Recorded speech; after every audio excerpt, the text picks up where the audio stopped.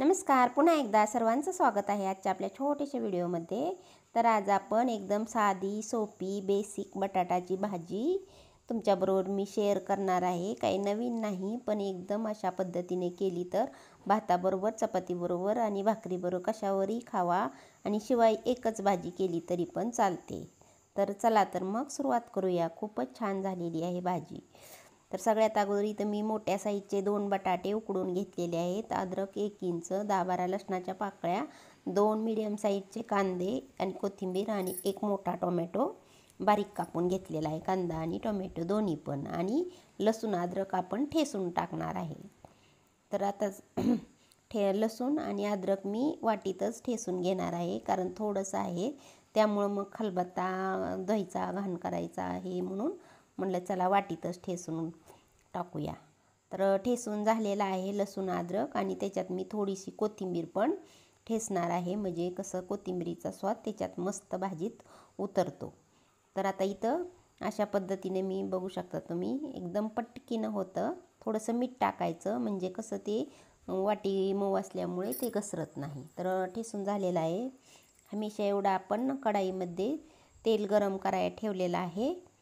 तर त्यानंतर मग मी ही मेथी आहे, मेथीचे दाणे, त्यामुळे भाजी खूप छान लागते, आणि शिवाय जो आपल्या बटाटामुळे गॅस होतो ना पोटात, तो गॅस होत नाही। त्यामुळे मी 10-12 दाणे मेथीचे टाकणार आहे, फोडणीला टाकलेले आहेत। पण थोडंसं लाल लाल होऊन द्यायची मेथी, नाहीतर मग ती कच्चं लागतं। मग मेथी लाल झाल्यानंतर जिरी मोहरी टाकली, आणि मग कांदा, ते 2 मीडियम साईजचे बारीक कापून घेतलेले कांदे टाकलेले आहेत, आणि कांदा चांगला गुलाबी, हलका गुलाबी होऊन द्यायचा। आणि मग आपण जे लसूण आणि आलं आणि कोथिंबीर हे टाकून ठेचून घेतलेलं टाकून हे पण चांगलं परतून घ्यायचं। त्यानंतर मग मी टोमॅटो टाकलेला आहे। टोमॅटो टाकताना तुम्हाला दाखवलेलं कट होऊन गेलं, तर टोमॅटो पण चांगलं मऊ होऊन द्यायचं, चांगलं झाकून मऊ करून घ्यायचं, एकदम एकजीव करून घ्यायचं, म्हणजे मस्त त्याचा अर्क उतरतो। आणि मधून मी थोडंसं झाकून ठेवलं आहे की ताकी पटकीनं व्हावं म्हणून। तर असं एकदम मस्त असं थोडंसं आपण चांगलं पळीनं असं रगडून घ्यायचं, म्हणजे मऊ एकदम घट्ट असं होतं। तर आता माझं झालेलं आहे टोमॅटो आणि कांदा हे सगळं परतून। यानंतर मी थोडासा गरम मसाला टाकलेला आहे, आणि धनिया पावडर, थोडीशी हळद, आणि हे आपलं हमेशा जे घरचं साठवणीचं असतं ना काळं तिखट, हे टाकलेलं आहे। चवीनुसार मीठ अगोदर मी थोडंसं टाकलं होतं, आणि चांगलं मस्त असं परतून घ्यायचं।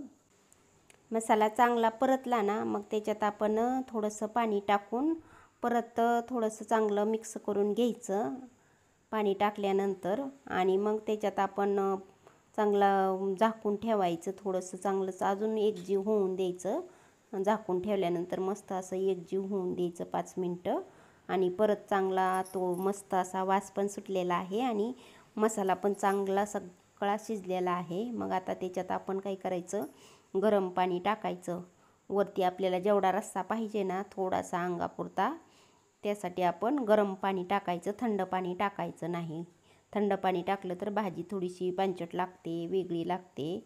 मग आता एवढंसं आपल्याला घट्टच करायचं आहे, म्हणून मी जास्त पाणी टाकलेलं नाही। तुम्हाला जर अजून थोडासा रस्सा करायचा असेल तर तुम्ही गरम पाणी अजून वाढवू शकता, आणि मसाला पण थोडासा एक्स्ट्रा टाकू शकता। तर आता पाण्याला चांगली मस्त उकळी आलेली आहे, आणि आपण त्याच्यात तुम्ही बटाटा हाताने तोडून टाका, नाहीतर मग कापून टाका। तर मी इथं हातानेच तोडते बटाटा। तर बटाटा टाकल्यानंतर मग परत अजून 5 मिनटं चांगली उकळून द्यायची आमटी, म्हणजे रस्सा पण घट्ट होतो, आणि भातावर तर एकदम बेस्ट लागते।